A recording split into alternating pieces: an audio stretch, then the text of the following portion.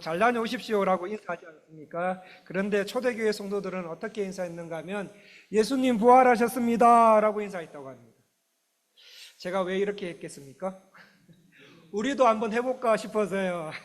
우리도 한번 해볼까, 이 좋은 날에 우리도 한번 해볼까 싶어서 우리 앞뒤 옆에 있는 분에게, 우리 세 분 이상 분에게 예수님 부활하셨습니다 라고 인사하시겠습니다. 시작.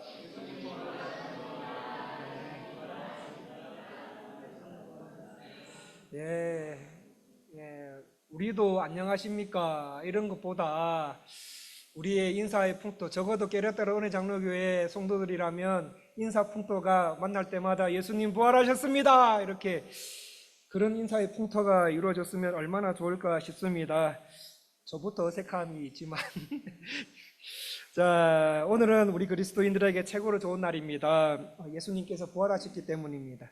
성도님들, 복음의 핵심이 뭡니까? 복음의 핵심은 예수님의 십자가와 부활입니다. 그 중에 성경이 부활을 증거하는, 일관되게 증거하는 세 가지 방식이 있습니다. 그 첫 번째는 무덤입니다. 무덤. 예수님이 묻히셨던 그 무덤이 비어 있었습니까? 예수님이 계셨습니까? 비어 있었습니다. 예수님께서 묻히신 무덤이 비어 있었다. 그리고 시신을 쌌던 세마포에 예수님의 몸만 빠져나가고 누에고치처럼 세마포와 수건이 포개진 상태로 예수님이 원래 뉘어져 있었던 그곳에 있었다. 그러므로 무덤이 비어 있었으므로 예수님은 부활하셨다. 두 번째는 증인들입니다. 증인들. 부활의 첫 번째 증인이 누구일까요?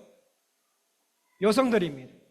마리아와 알렉산더 루포의 어머니 같은 여성들이 부활하신 날 했던 행동들이 부활의 증인으로 일관되게 우리에게 전해져 내려오고 있습니다. 세 번째는 부활을 증거하는 방식이 제자들이 했던 경험과 증언들입니다.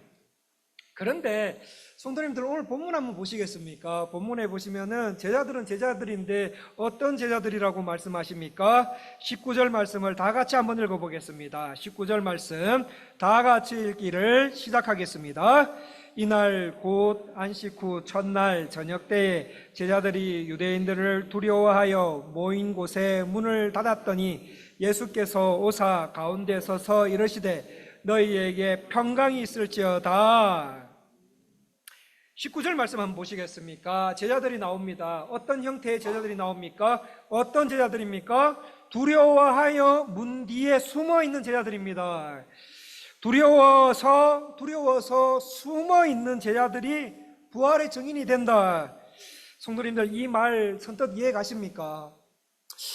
이런 사람을 두고 예수님의 부활을 증거하기에는 좀 부적절한 사람이 아닐까라는 생각이 들었습니다.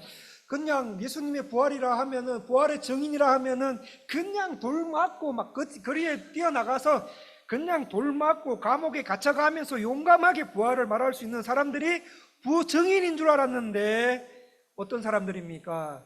두려움에 쌓여 있는 사람들. 그런데 이 사람들이 부활하신 주님을 만난 후에 변화해서 어떻게 됩니까? 참된 부활의 증인이 됩니다.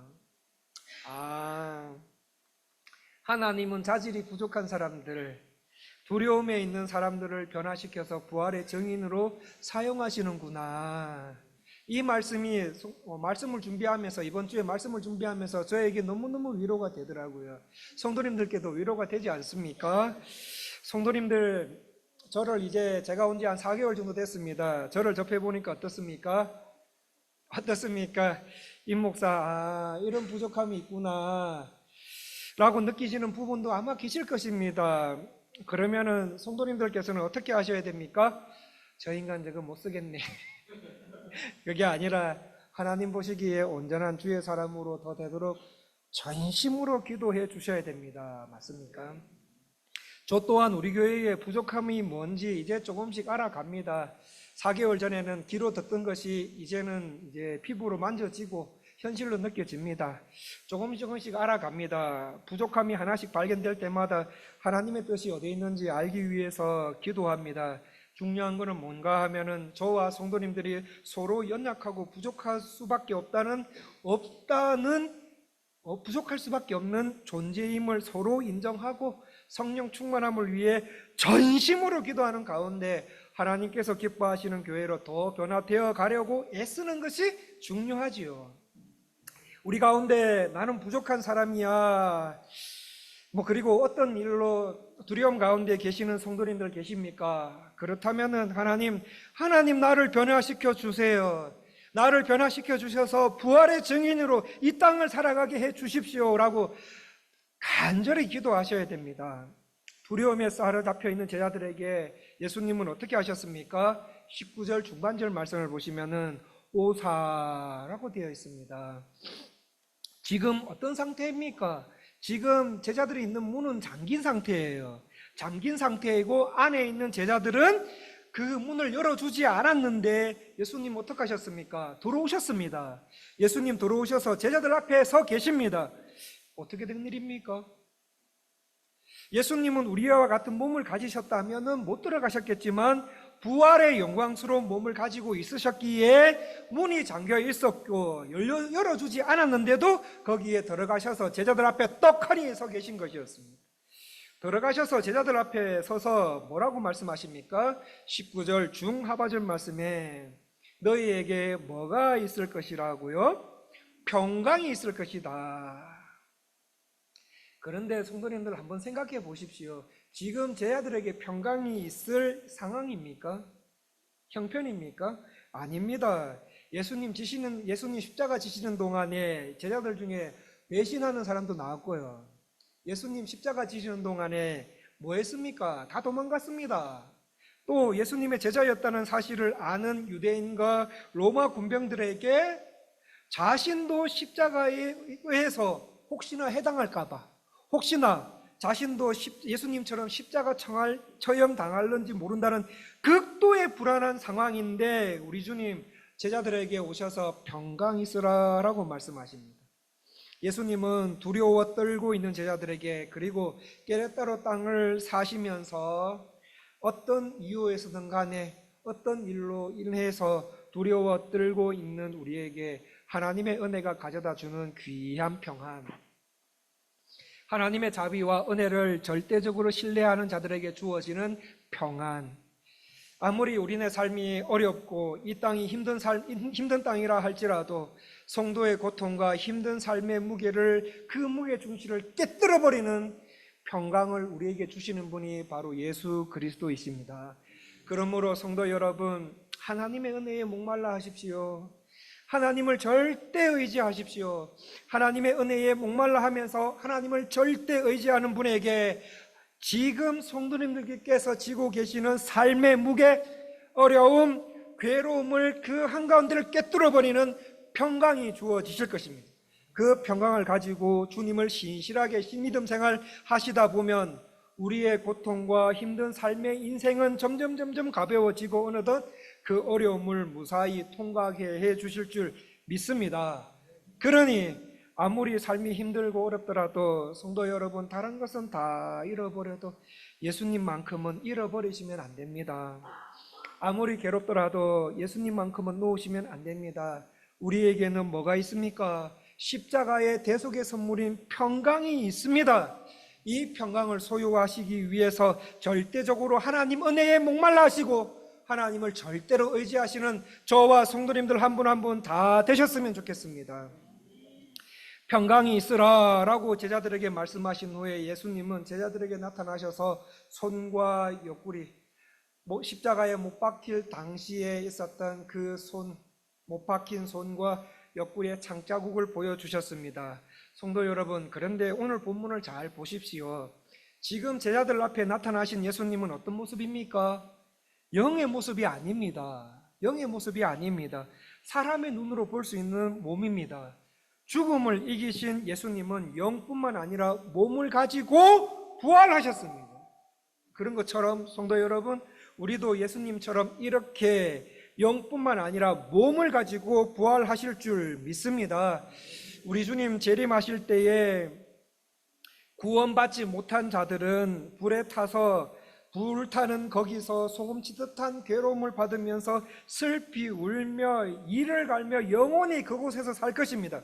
그리고 그리스도와 교회와 하나님의 백성들을 괴롭힌 자들도 똑같이 그렇게 당할 것입니다. 하지만 하나님의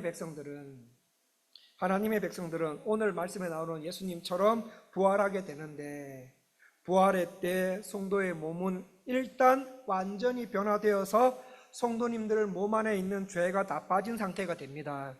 그리고 고통과, 우리가 짊어지고 있는 고통과 불안과 침체와 중압감과 불구 같은 증상들이 영원히 나타나지 않는 상태가 되고, 그리하여 영혼 전인이 영화롭게 되어서 우리 육안으로 봤을 때에 누가 하나님 나라에 왔구나, 권사님들이 우리 하나님 나라에 왔구나, 집사님들이 하나님 나라에 오셨구나, 우리 주일학교 친구들이 하나님 나라에 왔구나 하면서 그때 서로 을싸안으며 기뻐할 수 있을 정도의 서로를 알아볼 수 있는 상태가 된다는 말입니다. 그런데 이 상태에서 가장 큰 힘과 아름다움과 활력과 썩지 않고 영원히 시들지 않는 영광을 소유한 채로 행복을 영원히 누리게 됩니다.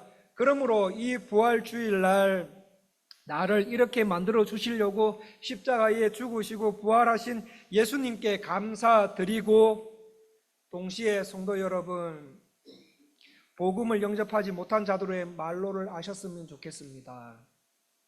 복음을 영접하지 못한 자들의 말로를 아셔서 구원받지 못한 나, 남편, 아내, 자녀, 교회는 나오지만 예수님을 영접하지 못한, 교회를 나오긴 나오지만 나와서 너무 착하고 어른들에게 인사 잘하고, 얘는 어딜 가도 잘 써먹겠다, 크게 하나님 앞에 쓰임 받겠다라고 생각을 하지만 윤리적으로는 착하지만 예수님을 영접하지 못한 한 적이 없는 자녀를 위해서. 성도 여러분, 우리 교회 다닌다고 해서 다 구원받는 거 아닙니다. 우리 자녀들 착하다고 해서 그 착함과 구원하고는 아무런 관계가 없어요. 이거 기억하셔야 됩니다. 애들 착하겠지? 구원을 받을 수 있는 가능성은 있지만, 그만큼 높겠지만 구원하고는 관계가 없어요. 정말 우리 자녀가 구원받았는지 생각해 보시면서, 우리 아이들 너무 착해요. 너무 교회 잘 다녀요. 1년 52주 안 빠지고 교회 다녀요. 그런데 정말 구원받았는지 점검해 보시고, 여기에 대해서 우리 이웃들과 친지들과 그리고 이웃들의 구원을 위해서 우시는 성도님들 되셔야 됩니다. 이렇게 주님 부활하신 몸으로 나타나자 제자들, 구주가 계시지 않는 세상은 그 어디에도 안전한 곳이 없는 반면에 구주가 계신 곳은 그 어디나 기쁨이 있구나라는 것을 깨닫게 됩니다. 이것을 깨달은 제자들에게 뭐가 회복이 됩니까? 이제 곧 평안이 회복이 됩니다. 그렇게 평안이 회복된 채 제자들에게 뭐 하십니까? 우리 주님 사명을 주십니다. 어떤 사명을 주십니까? 22절, 23절 말씀을 다 같이 한번 읽어보겠습니다. 22절, 23절 말씀을 다 같이 읽기를 시작하겠습니다. 이 말씀을 하시고 그들을 향하사 숨을 내쉬며 이르시되 성령을 받으라. 너희가 누구의 죄든지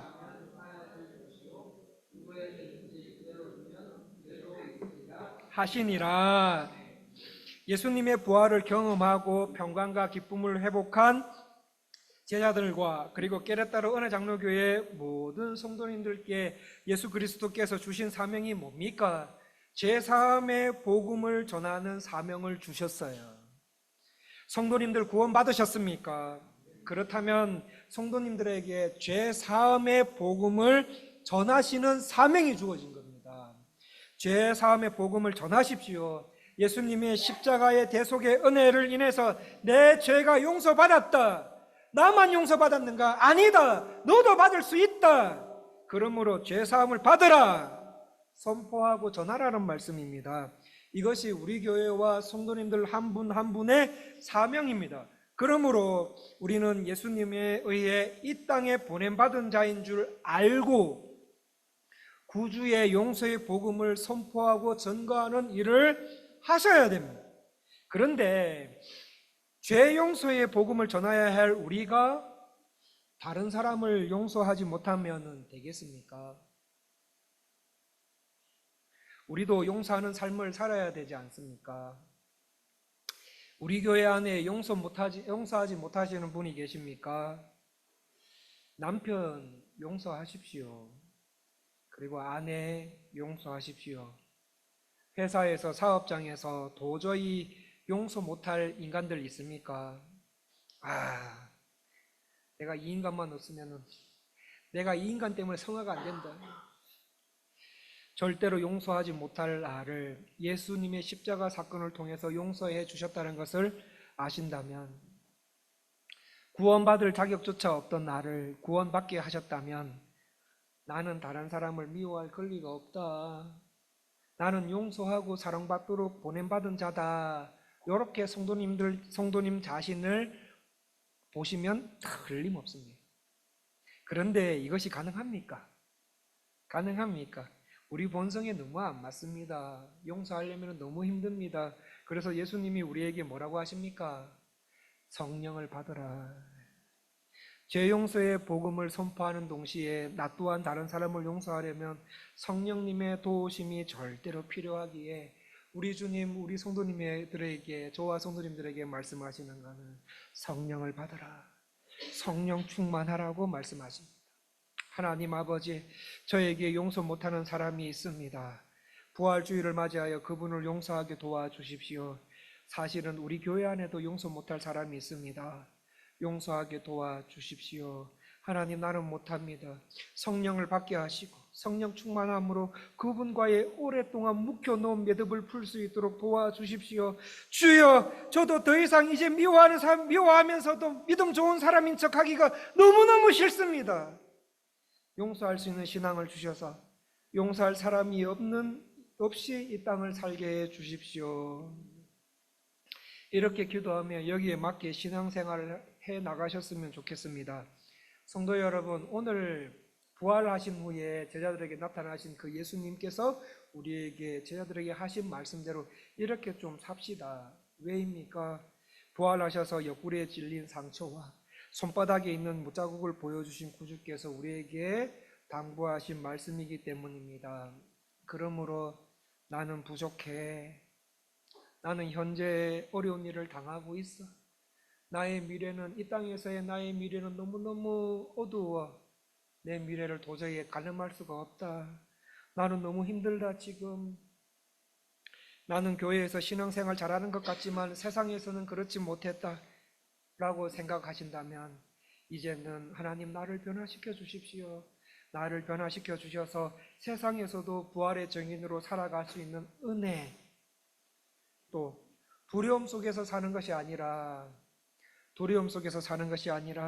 주님 주시는 참 평안 가운데 살아가는 삶, 성령의 충만함을 구하고 죄 용서의 복음을 전하는 동시에 나 또한 죄 용서의 복음의 열매를 맺어가며 살 수 있도록 하는 것이 부활하신 주님이 우리에게 주신 평생 우리에게 주신 사명인 줄 믿습니다.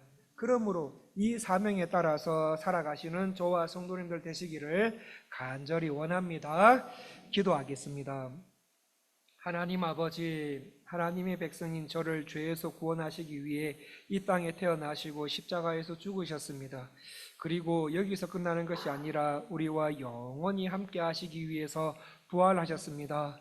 내가 과거 어디서 구원을 받았는지 알았다면, 그리고 내가 미래에 어떻게 될 것인지를 알았다면 부활을 경험한 현재 우리의 삶은 더 부활의 증인으로 변화되면서 살아가는 삶, 평강의 삶, 성령 충만함을 얻어 예수님의 죄사함의 복음을 전하고 나 또한 용서를 구하고 용서를 하는 삶을 살아서 복음의 열매를 맺는 삶인 줄 믿습니다.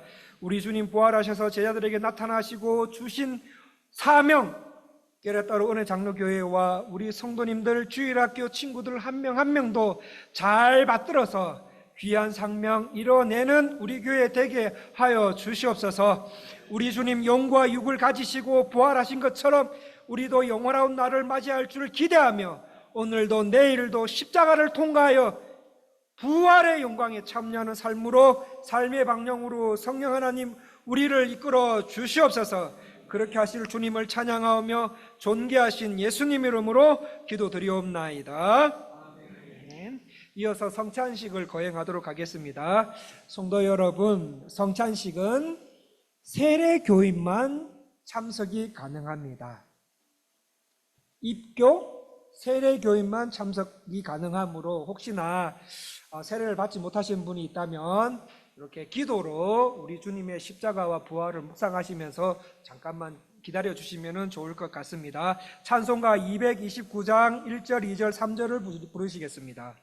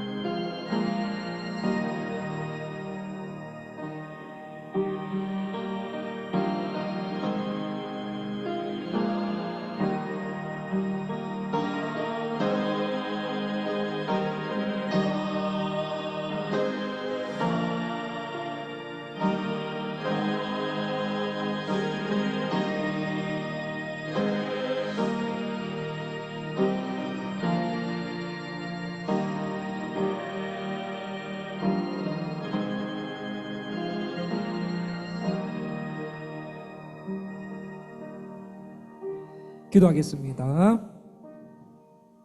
다 함께 기도하시겠습니다. 주 예수께서 잡히시던 날 밤에 떡을 취하사 축사하시고 떼어주셨으니 이것은 나의 몸이라 나를 위하여 준 것이니 너희는 이것을 행하여 나를 기념하라. 사랑하는 아버지, 오늘 주님이 우리를 구원하시기 위해 십자가에 못 박혀 죽으신 것을 기념하여 성찬 예식을 거행하게 하신 것을 감사드립니다.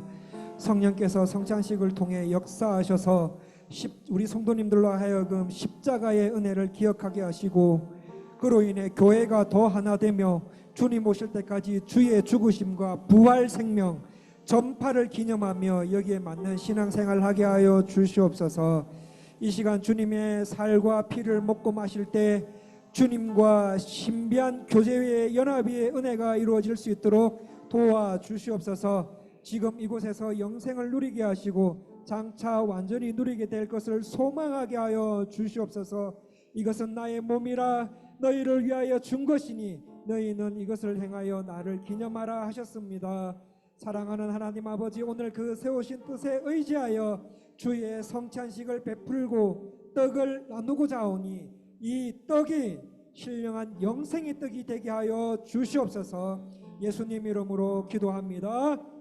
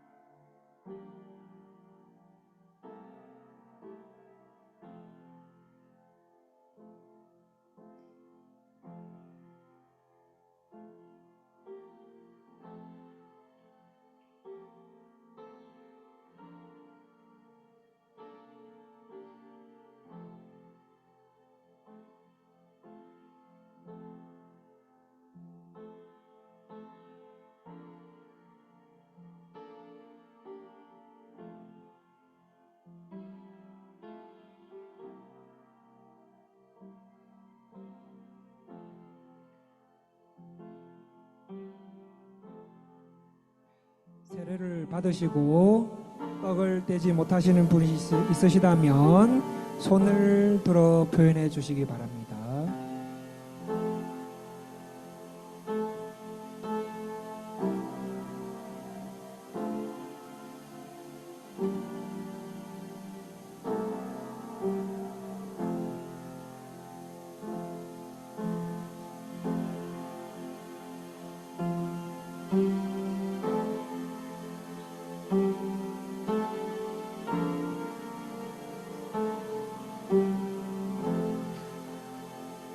예, 분잔하겠습니다. 기도하시겠습니다. 이 잔은 나의 피로 세운 새 언약이니 많은 사람의 죄 사함을 위하여 흘림이라. 이것을 행하여 마실 때마다 나를 기념하라. 하나님 아버지, 성례식은 교회의 성례로서 예수 그리스도께서 정하신 대로 떡과 포도주를 주님의 살과 피로 믿고 먹고 마심으로써 예수 그리스도의 대속의 죽으심을 기념하고 주 구주의 죽으심을 전하기 위해 결심하는 의식입니다. 성찬식을 합당하게 받는 자들은 육체의 정욕에 따라 참여하지 않고 믿음으로써 그 몸과 피에 참여하고 그 모든 유익을 받아서 신령한 양식을 먹고 은혜 속에 장성해 가는 역사가 있는 것이 성찬식입니다. 지금 성찬식을 거행하는 목적은 주님의 죽으심을 묵상하고 기념하고 주의 죽으심을 전파하는 일, 그리고 교회의 일, 성도의 연합이 목적인 줄 믿습니다.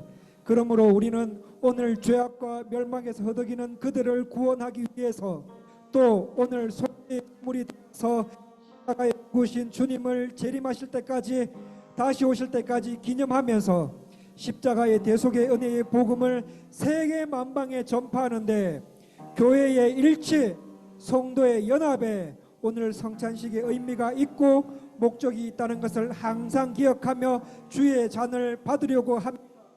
우리를 위하여 흘리신 피, 이 피로 만백성을 살리셨고 또한 저희들이 이 잔을 받고 우리 주의 사랑을 본받아 우리가 서로 사랑하고 용서하게 도와주시옵소서. 이 모든 말씀 예수님 이름으로 기도합니다.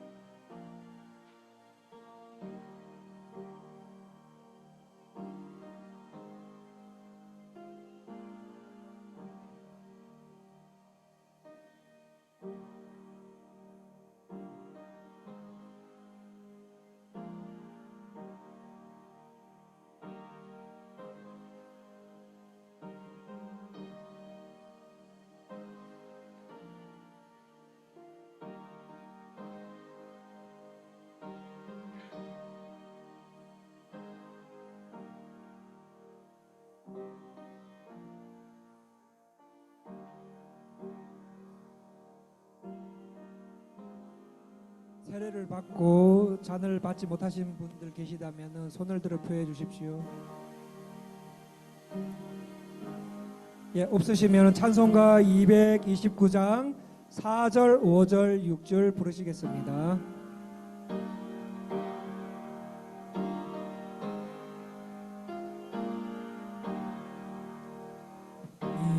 이는 주가 지금 나에게 주시는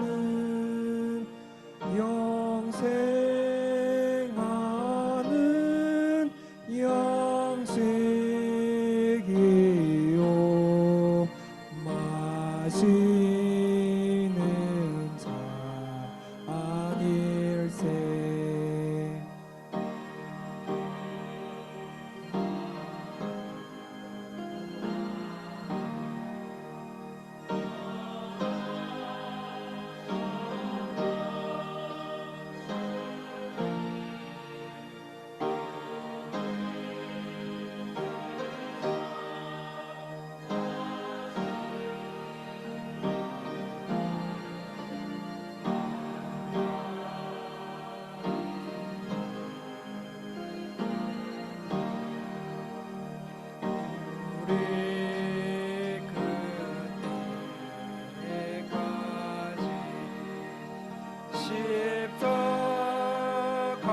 십자가를 지고 주의 자비함과 은혜 널리 전하세. 주 예수 그리스도의 은혜와 하나님의 사랑과 성령님의 교통하심이 예수님의 부활을 축하하고 기념할 뿐 아니라 우리도 예수님처럼 부활할 줄 알고 이 땅에서 부활의 증인으로 살아가는 삶, 평강의 삶, 죄사함의 복음을 선포하고 나도 그렇게 죄사함 용서를 구하고 용서하는 사명의 삶 살기 원하는 깨레따로 은혜장로교회 모든 권속들 위에 지금으로부터 영원토록 함께 있을지어다.